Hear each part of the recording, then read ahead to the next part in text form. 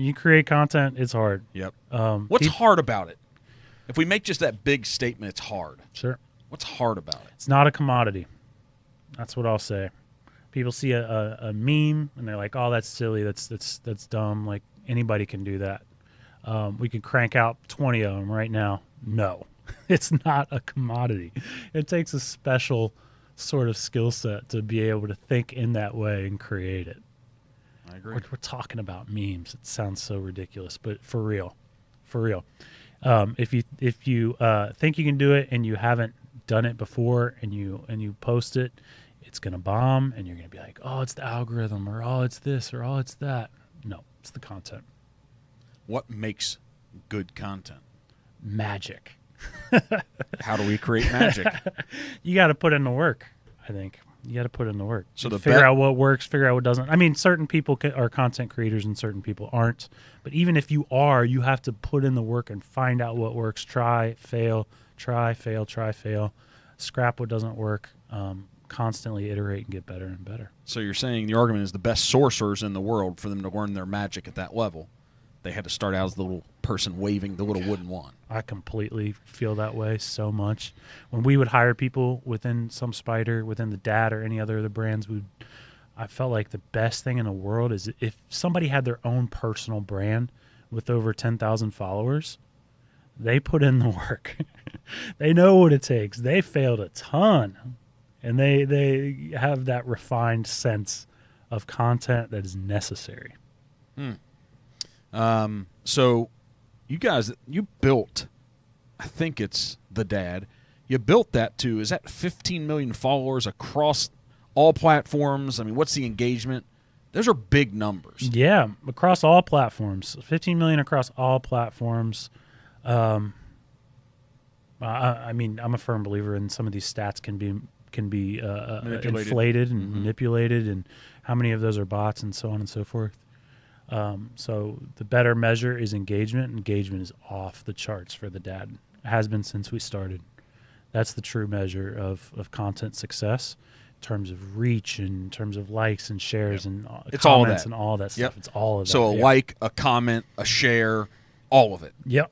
That's engagement. Yep, that's engagement. Did It you just won most engaged community award from some big media publication this year. How'd you feel about that? Because you were there until June of 22. Freaking love it. It's the best thing. Yeah. I want it to continue to thrive and thrive. Spoiler alert, I'm not at the Dad anymore, but the crew that's leading it up, they are scrappy, and they're the best. They're the best in the biz. What's scrappy? What is that? What is that in the world of content? Sure. I mean, I guess analytically, if you take any engaged media brand and you break down like how many full-time employees per million engagements or whatever, well, let's just take that metric, the Dad would be like unprecedented in terms of how low that ratio is. There's 3 full-time people working on the Dad editorial team right now, and all 3 of them are amazing. So why is that? Why are the numbers so big? Can we break it down in 30 seconds, like just without, like why? Yeah, I don't know. I mean, I think it's appealing to a certain affinity. You know, it's number one, reaching an audience in a way that other brands aren't reaching them, in a way that feels extremely authentic. It's like, wow, you get it. You get it. We're on the same page here. But then also, it can't just be that. It's also got to be content that's so good that you don't have to be a dad to appreciate it. Those two things. So not a user of the product, but you're still like, wow, the thing's good. Right? 100%. So you might not drive a BMW, but you respect the fact that it's the ultimate driving machine. Yeah, I mean, me and my friends, we created this thing together, so I wanted to keep going forever and ever. And I still do some work with the Dad. We just had a book come out this year called Dad Law. I brought you a copy. Thank you. It's red, correct? Yeah, that's right. Okay. Is it a hardback? It is.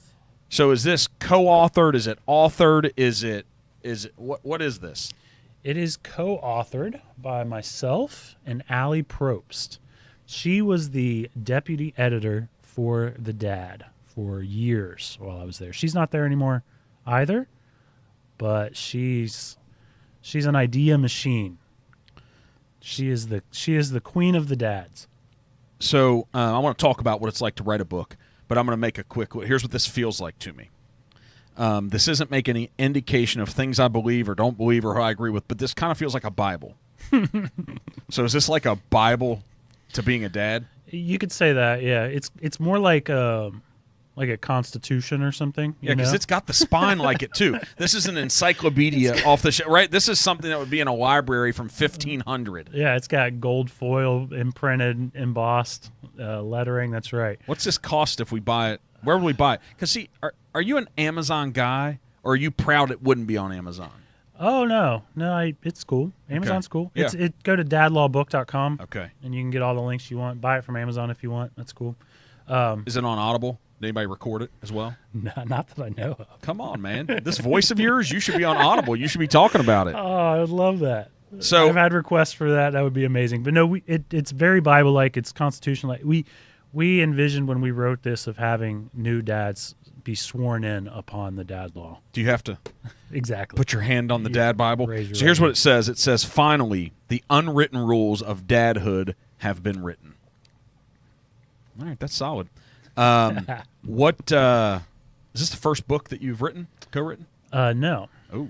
No. Okay. So we could talk about the dad for days. Yeah. Allie and I, specifically Allie, she wanted to write a book.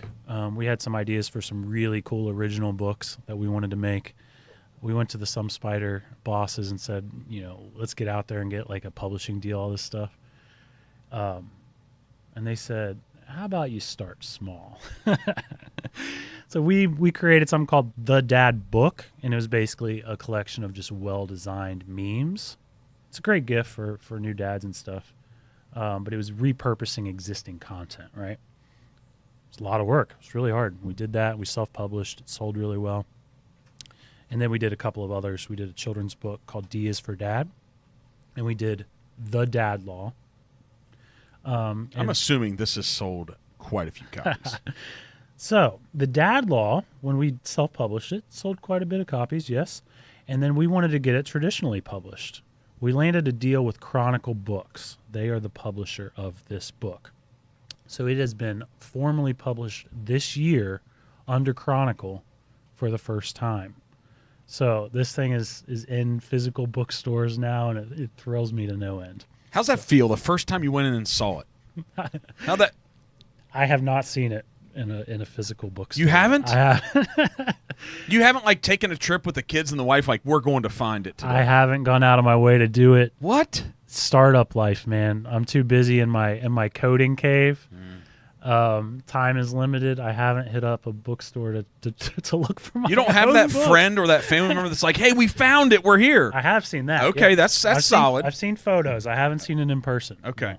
But I'm quite busy. But you're confident. You have faith that they're being honest with you that it's in physical bookstores. I'm being told that it's in the bookstores. So what's the process of writing this book with brand new content? Yeah. What's that like? So when somebody thinks they're going to write a book, this is what they think about. Yeah. This book is a gift item. It's a novelty. It's not like a novel. So it's a collection of dadisms, basically, and it's very structured. It's like when you're driving and you see horses, dads are required to say, oh, look, horses. They're like, when you see a busy part of town, you say, I remember when this used to all be fields, like that kind of stuff. Mm-hmm. So it's a collection of all of those. So the process of writing this book was a brainstorming exercise between Allie and I of just like writing down every dadism known to man, right? So that's how this one went.